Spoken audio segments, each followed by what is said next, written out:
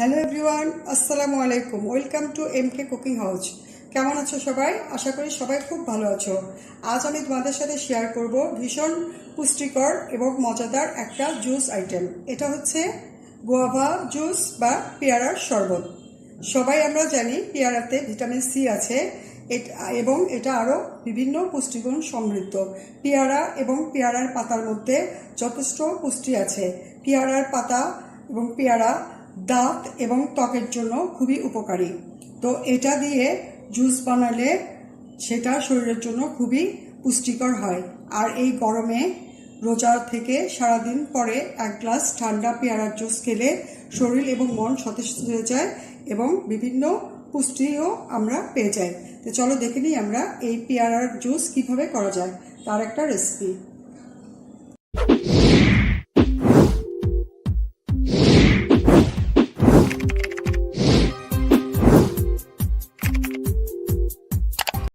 পেয়ারার জুস বানানোর জন্য এখানে আমি কটা পেয়ারা নিয়েছি।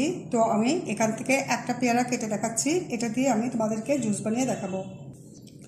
পেয়ারাটা আমি কেটে দেখাচ্ছি কিভাবে কাটতে হবে। এই পেয়ারাটা জুস বানানোর সময় এটার বিচিটা ফেলে দিতে হবে, নইলে ব্লেন্ডারে বিচিটা সহজে ম্যাশ হয় না। আর বিচি থাকলে ব্লেন্ডারের ওই ব্লেডের মধ্যেও সমস্যা হতে পারে, সেজন্য আমি বিচিটা অ্যাভয়েড করছি। পেয়ারাগুলো আমি এইভাবে ছোট ছোট স্লাইস করে পরে এগুলোর বিচিগুলো কেটে বাদ দিব। এইভাবে আমি সবগুলো পেয়ারা কেটে নিব। এইভাবে আমি বিচিগুলো পেয়ারা থেকে আলাদা করে নিব। পরে আমি এরকম ছোট ছোট স্লাইস করে এটা কেটে নেব। পেয়ারাগুলো যদিও নরম, তারপরে ছোট করে স্লাইস করে দিচ্ছি যেন ব্লেন্ডারের ব্লেডে কোনো প্রবলেম না হয়। এভাবে আমি পেয়ারাগুলো কেটে নেব।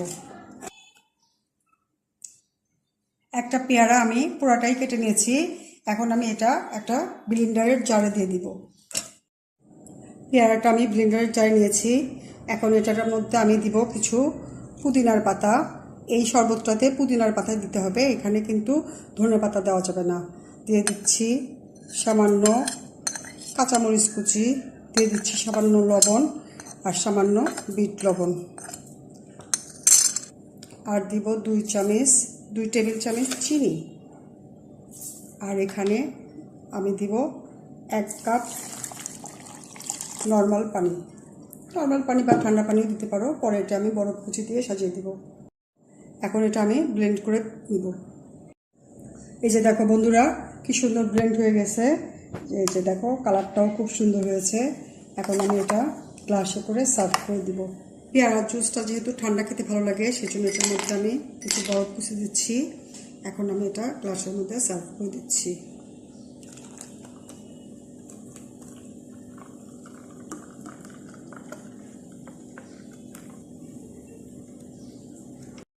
এই যে বন্ধুরা, তৈরি হয়ে গেল ভীষণ মজাদার এবং ভীষণ পুষ্টিকর একটা জুস, পেয়ারার জুস বা গুয়াভা জুস। এটা তোমরা অবশ্যই বাসায় ট্রাই করো। আর ভালো লাগলে অবশ্যই আমাকে লাইক দিও, শেয়ার করো বন্ধুদের সাথে, কমেন্ট করো। আর যদি চ্যানেলে নতুন হও প্লিজ সাবস্ক্রাইব করো। আর যদি অলরেডি সাবস্ক্রাইব করে থাকো তাহলে অনেক অনেক ধন্যবাদ। সবাই ভালো থেকো। Thank you.